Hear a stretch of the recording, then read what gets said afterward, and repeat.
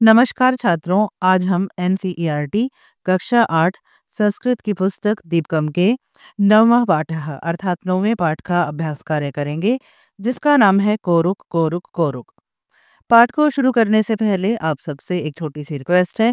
अगर आपने हमारे चैनल को अभी तक सब्सक्राइब नहीं किया है तो प्लीज़ इसे सब्सक्राइब कर लें, और अगर ये वीडियो आपको अच्छा लगता है तो आप वीडियो को लाइक करें और अपने दोस्तों के साथ शेयर जरूर करें। आइए पाठ का अभ्यास करते हैं। यहाँ पर प्रश्न 1 है, अधोलिखितान प्रश्नान एक पदेन उत्तरत। नीचे लिखे गए प्रश्नों के एक पद में उत्तर लिखें। पहला प्रश्न है, शुक रूपम कह धृतवान। तोते का रूप किसने धारण किया? इसका उत्तर है धन्वंतरि ही, अर्थात धन्वंतरि ने। अगला प्रश्न है, धन्वंतरि ही कुत्र उपविश्य ध्वनिम अकरोत। धन्वंतरि ने, अर्थात जब धन्वंतरि शुक रूप में थे, तोते के रूप में थे, तो कहाँ बैठकर उन्होंने आवाज की? इसका उत्तर है वृक्षे, अर्थात पेड़ पर। अगला प्रश्न है, अन्ते शुकः कस्य आश्रमस्य समीपम गतवान। अंत में तोता किसके आश्रम के पास गया? उत्तर है वाग्भटस्य, अर्थात वाग्भट के। अगला प्रश्न है, ऋतवः कति सन्ति। ऋतुएं कितनी हैं? उत्तर है षट्, अर्थात 6। वाग्भटः शुकस्य रहस्यम केभ्यः उक्तवान। वाग्भट ने तोते का रहस्य किनको बताया? इसका उत्तर है शिष्येभ्य, अर्थात शिष्यों को। इसके बाद प्रश्न 2 है, पट्टिकातः उचितानि पदानि चित्वा रिक्त स्थानानि पूरयत। पट्टिका से उचित पदों को चुनकर रिक्त स्थानों को पूरा करें।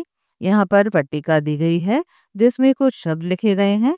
इन शब्दों के द्वारा नीचे लिखे गए वाक्यों को पूरा करना है। तो यहाँ पर पहला वाक्य है, डैश जनाः कथम निरामयाः भवन्ति। यहाँ पर आएगा भारतवर्षे। भारतवर्षे जनाः कथम निरामयाः भवन्ति। भारतवर्ष में लोग किस प्रकार निरोगी होते हैं। अगला वाक्य है, अन्ते सह वैद्यस्य वाग्भटस्य डैश गतवान। यहाँ पर आएगा कुटीर समीपम। अंत में वह वैद्य वाग्भट के कुटिया के पास गया। अगला वाक्य है, तब उत्कृष्टेन डैश अहम अतीव संतुष्टः अस्मि। यहाँ पर आएगा आयुर्वेद ज्ञानेन। तुम्हारे आयुर्वेद के ज्ञान के द्वारा मैं बहुत संतुष्ट हूँ। अगला वाक्य है, महर्षेः डैश नाम भवन्तः श्रुतवन्तः स्युः। यहाँ पर आएगा चरकस्य। महर्षि चरक का नाम आपने अवश्य सुना होगा। इसके बाद है, लघु द्रव्यानि डैश सेवनेन हानिकरानि जायन्ते। यहाँ पर आएगा अति मात्रम। सुपाच्य पदार्थ भी अधिक मात्रा में सेवन करने से हानिकारक हो जाते हैं। इसके बाद प्रश्न 3 है, अधोलिखिता नाम प्रश्नानाम पूर्ण वाक्येन उत्तराणि लिखत। नीचे लिखे गए प्रश्नों के पूर्ण वाक्य में उत्तर लिखें। पहला प्रश्न है, मधुराम वाणीम श्रुत्वा चिकित्सा निरतः वाग्भटः किम अकरोत। मधुर वाणी को सुनकर चिकित्सा में लीन वाग्भट ने क्या किया? उत्तर है, मधुराम वाणीम श्रुत्वा चिकित्सा निरतः वाग्भटः प्रांगणम आगत्य सर्वासु दिक्षु अपश्यत।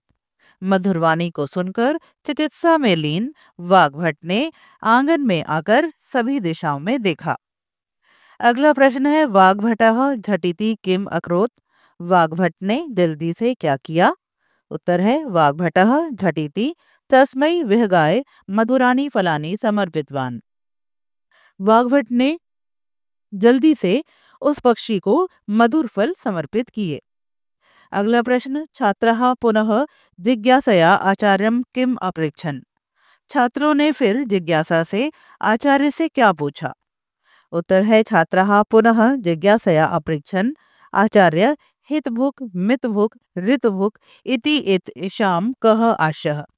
छात्रों ने फिर जिज्ञासा से पूछा, आचार्य हितभुक् मितभुक् ऋतभुक् इनका क्या अर्थ है?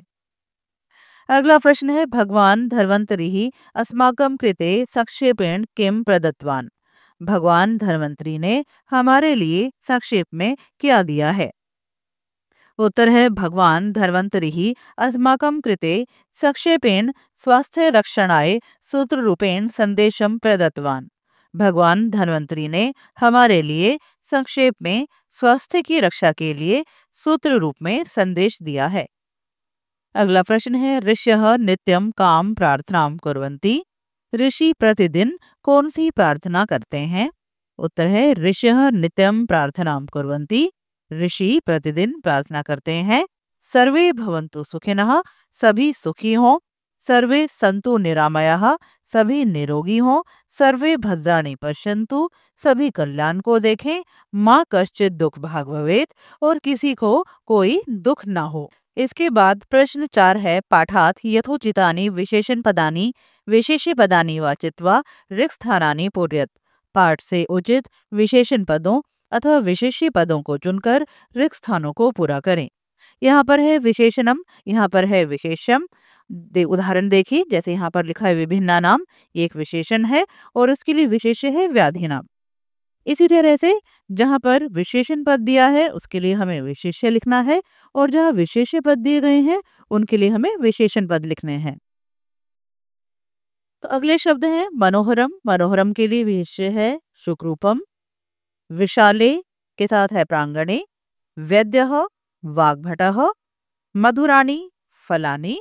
उत्तमस्य वैद्यस्य। महर्षे चरकस्य। इसके बाद प्रख्यातः वैद्यः। पार्श्वस्थे वृक्षे मधुरां वाणिं। लौकिकः खगः। समुचितम उत्तरम। विस्मितः शिष्यः। सात्विकम भोजनम। इसके बाद प्रश्न 5 है, पाठम पठित्वा अधोलिखित पट्टिकातः पदानि चित्वा उचित संचिकायां पूरयत्। पाठ को पढ़कर नीचे लिखी गई पट्टिका से पदों को चुनकर उचित संचिका में भरें। यहाँ पर कुछ पद लिखे गए हैं। यहाँ पर लिखा है विशेषण पदानि और यहाँ पर है विशेष्य पदानि।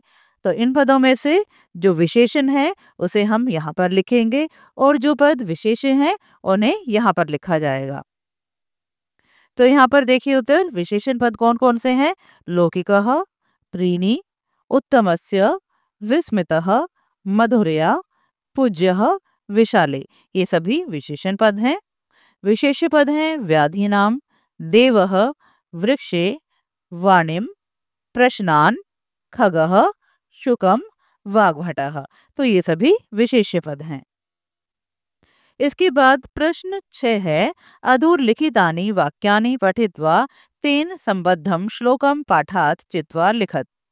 नीचे लिखे गए वाक्यों को पढ़कर उनसे संबंधित श्लोक को पाठ से चुनकर लिखें।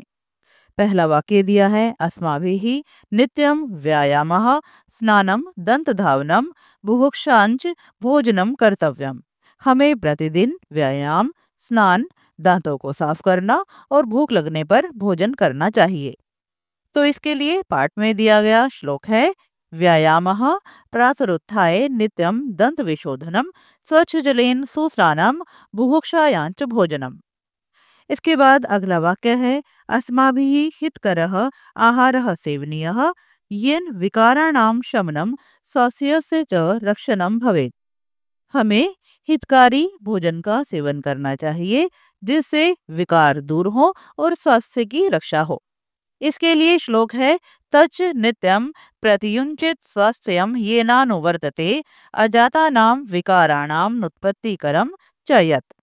इसके बाद अगला वाक्य है, ऋतोः अनुसारं भोजनेन बलस्य वर्णस्य च अभिवृद्धिः भवति।